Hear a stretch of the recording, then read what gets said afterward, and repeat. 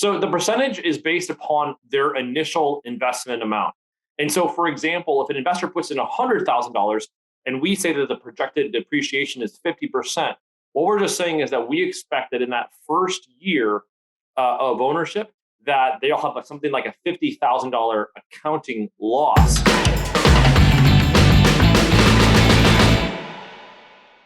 Hi, everybody. David Meilan, Director of Investor Relations with Nighthawk Equity here. Thanks so much for joining. Today, we'll be talking about a very key term in real estate investing known as cost segregation. As always, we have Drew Kniffin as one of our guests. Drew, can you share some more information about cost segregation and how that relates to real estate investing?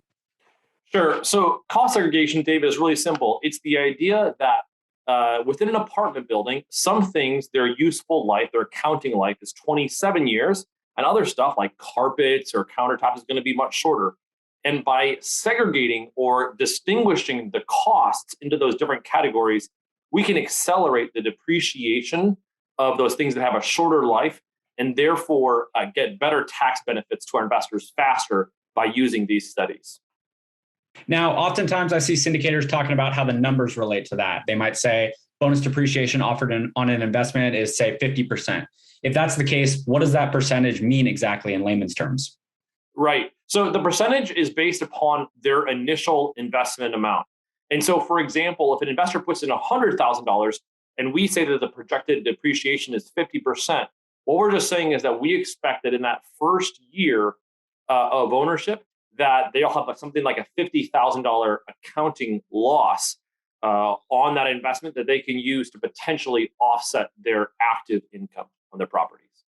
Now, is this something an investor can expect to reap the benefits from on a Nighthawk equity investment? And if so, what percentage roughly? Yeah, absolutely. So on every deal we do bonus depreciation. So yeah, that should happen.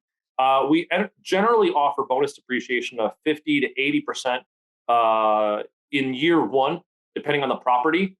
And you will get a little bit more in year two, but it is something that's very front loaded into that first year of ownership.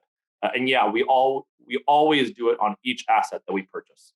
Great explanation. Thanks so much, Drew. In conclusion, real estate has always offered substantial tax benefits, and bonus depreciation is just another example of this. If you're listening in on this show and you have significant passive income that you want to discuss how to pay less on that in taxes, please schedule a call with me by visiting nighthawkequity.com/call and book a call today. Thanks so much for tuning in, and we'll see you next time.